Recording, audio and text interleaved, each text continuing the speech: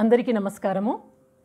చాలామందికి అబద్ధాలు చెప్పడం బాగా అలవాటు. ఏదో ఒక సాకులు చెప్పడము, ఇలా అయింది, అలా అయిందని నోటికొచ్చిన అబద్ధాలు నోటికొచ్చిందలా చెప్పేయడం బాగా అలవాటుగా ఉంటుంది. ఇలాంటి వాళ్ళకి బుద్ధి వచ్చేటట్టుగా ఒక మంచి స్టోరీ మీతో షేర్ చేసుకోదలుచుకున్నాను ఈరోజు. My name is doctor Devika Bhatnagar. మీ అందరికీ తెలుసు, soft skills trainer and motivational speaker. మన ఛానల్లో స్పోకెన్ ఇంగ్లీష్, స్పోకెన్ హిందీ అంటూ చాలా వీడియోస్ ఉన్నాయి. సరే, ఈరోజు ఇలాంటి వాళ్ళకి, అబద్ధాలు చెప్పే వాళ్ళకి ఎలా బుద్ధి చెప్పాలి అనే దాని గురించి స్టోరీలోకి వెళ్తే కనుక, ఒక నలుగురు మంచి బెస్ట్ ఫ్రెండ్స్ ఉన్నారు. చాలా జాన్ జిగ్రీ దోస్తులు అనొచ్చు. ఈ నలుగురు ఒకసారి నైట్ పార్టీకి వెళ్ళారు.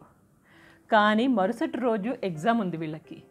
అయితే పార్టీకి వెళ్ళి చక్కగా హాయిగా పార్టీ అంతా ఎంజాయ్ చేస్తున్నారు. వాళ్ళకి లోపల భయంగా ఉండే, అరే రేపు ఎగ్జామ్ ఉందిగా, పోతే పని ఎగ్జామ్ ఏదో ఒకటి చేద్దాంలే అని చెప్పేసి ఆ నలుగురు చక్కగా పార్టీ మిడ్ నైట్ దాకా ఎంజాయ్ చేసి రిటర్న్ వచ్చేటప్పుడు చదవలేదు ఏమీ, ఎగ్జామ్ ఎలా రాస్తారు ఇంకా. సో నలుగురు కలిసి ఒక చిన్న ప్లాన్ వేసుకున్నారు. అక్కడ చిన్న బురద ఉంది, ఆ బురద తీసుకొని బాడీకి రాసేసుకుని నెక్స్ట్ డే మెల్లగా 9 o'clock అట్లా ఆ ఎగ్జామ్ టైంకి వెళ్ళి ఆ కాలేజ్ డీన్ దగ్గరికి వెళ్ళి చెప్పారనమాట. సార్, మేము బయటకి అర్జెంట్ పని మీద వెళ్ళాము. అయితే మా కార్ ఖరాబ్ అయిపోయి ఆ మడ్డులో చాలా కష్టపడ్డాము. సో కాబట్టి మా పరిస్థితి ఇలా ఉంది, మేము చదవలేదు, ఎగ్జామ్ రాసే పొజిషన్లో లేము. ప్లీజ్ ఎక్స్క్యూజ్ అస్, మాకు కొంచెము అవకాశం ఇవ్వండి అన్నారు. అప్పుడు డీన్ అన్నాడు, సరే ఓకే, మీ ముగ్గురికి నేను 3 రోజులు సమయం ఇస్తాను, 3 రోజుల తర్వాత ఇదే ఎగ్జామ్ మీరు రాయాలి అన్నాడు. సరే అని చెప్పేసి thank you very much dean sir అని చెప్పేసి వాళ్ళు ముగ్గురు బయటకు వచ్చేసి, అమ్మయ్యా బతికి బయటపడ్డాము, 3 రోజుల టైం ఉంది ఆ ఎగ్జామ్ రాయడానికి, ఇంకేంటి అని చెప్పేసి ఇంటికి వెళ్ళిపోయి ఆ ఎగ్జామ్ గురించి చక్కగా ప్రిపేర్ అవుతారు వీళ్ళు ముగ్గురు. ప్రిపరేషన్ 100%. 3 రోజులు అయిపోయింది. తర్వాత నెక్స్ట్ డే వాళ్ళు ఏం చేశారంటే డీన్ దగ్గరకు వచ్చి, సార్ 3 రోజులు అయిపోయింది, మేము ఎగ్జామ్కి రెడీ. అప్పుడు డీన్ ఏమన్నాడంటే, మీ నలుగురిని ఒక్కొక్క రూమ్లో, సపరేట్ రూమ్లో కూర్చోబెడతాను, ఎగ్జామ్ రాయండి అని చెప్తే వాళ్ళు అనుకున్నారు, ఎలాగో ప్రిపేర్ అయ్యామో, ఎక్కడ కూర్చోబెడితే ఏంటి, రాస్తామని చెప్పేసి నలుగురికి 4 రూమ్లలో కూర్చోబెట్టాడు. క్వశ్చన్ పేపర్ ఇచ్చారు డీన్ గారు. దాంట్లో 2 క్వశ్చన్స్ ఉన్నాయి, జాగ్రత్తగా వినండి. 2 క్వశ్చన్స్ ఉన్నాయి. మొదటి క్వశ్చన్ ఏంటంటే కనుక, వాట్ ఈజ్ యువర్ నేమ్, నీ పేరు ఏంటి, దీనికి 1 మార్క్. రెండవ question, so which tyre burst, car tyre burst అయిపోయింది అన్నారు కదా, కార్ టైర్ ఖరాబ్ అయిపోయింది, సో మేము మడ్లో ఇరుక్కుపోయాం, వర్షంలో ఇరుక్కుపోయామని చెప్పారు కదా. సో విచ్ టైర్ బర్స్ట్, ఏ టైర్ పగిలింది. దీనికి 4 ఆప్షన్స్ ఇచ్చారు ఆయన. మొదటి option front left, front right, back left, back right. ఈ 4 ఆప్షన్స్ ఇచ్చారు. ఏ టైర్ పంక్చర్ అయింది. దీనికి 99 మార్కులు. ఇమాజిన్, ఇంకేమై ఉంటుంది. ఆ నలుగురు దొరికిపోయారు. ఎందుకంటే ఆ నలుగురిని సపరేట్ రూమ్లో కూర్చోబెట్టారు. వాళ్ళు ఏదో టైర్ పంక్చర్ అయింది అన్నారు, కానీ ఏది అనేది వాళ్ళకు కూడా లేదు, వాళ్ళ దగ్గర కూడా ఆన్సర్ లేదు. ఒకవేళ వాళ్ళ ఆప్షన్స్ 4 ఆప్షన్స్లో ఏది చూస్ చేసినా కానీ ఆ 4 ఆప్షన్స్ నలుగురి కలిపి ఉండవు.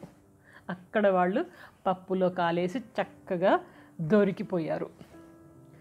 సో ఈ కథ వలన మనం తెలుసుకోవాల్సింది ఏంటంటే, ప్రతిసారి సాకులు చెబుతూ, అబద్ధాలు చెబుతూ మన సమయాన్ని వృధా చేసుకోకుండా కరెక్ట్గా పని చేయడం నేర్చుకోవాలి. మీరు అబద్ధం చెప్పొచ్చు, సాకులు చెప్పొచ్చు, అవతల వాళ్ళని ఫూల్ చేయొచ్చు, but not all the time. అన్ని వేళలా ఇలా సాకులు చెప్పి తప్పించుకోవడం అనేది కుదరదు.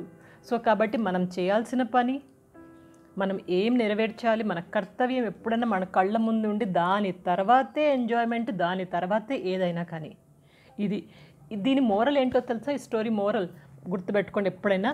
Always be responsible and make wise decisions. Always be responsible, ఇది ఎవరికి అప్లికబుల్ తెలుసా? ఈ స్టూడెంట్స్ అంటే ఎవరైనా అవ్వచ్చు. ఆ పరిస్థితులలో మనం చేయాల్సిన పనులు, ఎంప్లాయీస్ అయినా కావచ్చు, స్టూడెంట్స్ కావచ్చు, లేకపోతే చిల్డ్రన్ కావచ్చు, ఎవరైనా కావచ్చు. ఆల్వేస్ బీ రెస్పాన్సిబుల్, మీరు చేయాల్సిన పని మీరు చేయండి. మేక్ వైస్ డెసిషన్స్, ఇది డీన్కి అప్లికబుల్. డీన్ అక్కడ ఎంత తెలివిగా వ్యవహరించారు చూడండి. 3 రోజుల సమయం ఇచ్చి ఆ నలుగురిని సపరేట్ రూమ్లో కూర్చోబెట్టి 2 క్వశ్చన్స్ అడిగి, ఒకటేమో వాట్ ఈజ్ యువర్ నేమ్ అని, ఇంకొకటి విచ్ టైర్ బర్స్ట్ అని, దానికి 99 మార్కులు ఇచ్చి పట్టేశాడు కదా. అందుకని ఎప్పుడైనా ఇలాంటి ట్రిక్స్ ప్లే చేసి అవతల వాళ్ళని ఫూల్స్ని తెలివి తక్కువ దద్దమ్మలుగా అంచనా వేసి ఇలాంటి పనులు చేసే వాళ్ళ కోసమే ఇలాంటి మనుషులు, ఇలాంటి తెలివైన వ్యక్తులు కూడా సమాజంలో ఉన్నారు. సో కాబట్టి always be responsible, never try to fool someone, never try to deceive someone. ఎప్పుడు నిజాయితీగా ఉండడం నేర్చుకోండి. కథ నచ్చిందా? ఇంత సమయాన్ని వెచ్చించినందుకు అందరికీ ధన్యవాదములు. మీరు కూడా ఎప్పుడు నిజాయితీగా, ఒక రెస్పాన్సిబుల్ సిటిజన్గా, సమాజానికి అవసరమయ్యే వ్యక్తిగా, అవతలి వ్యక్తిని వంచకుండా చక్కటి వ్యక్తిగా తయారవ్వాలనే ఉద్దేశంతో ఈ వీడియో 10 మందికి షేర్ చేసుకోండి. నచ్చితే ఇక త్వరలో ఇంకొక మంచి వీడియో తీసుకొస్తాను, మంచి కథ మీ అందరి కోసమే. అప్పటిదాకా ఏం చేస్తుంటారు? ఎప్పుడు నవ్వుతూ, ఉత్సాహంగా, ఆరోగ్యంగా, చక్కగా గంతులు వేస్తూ ఉండండి. Take care, good luck.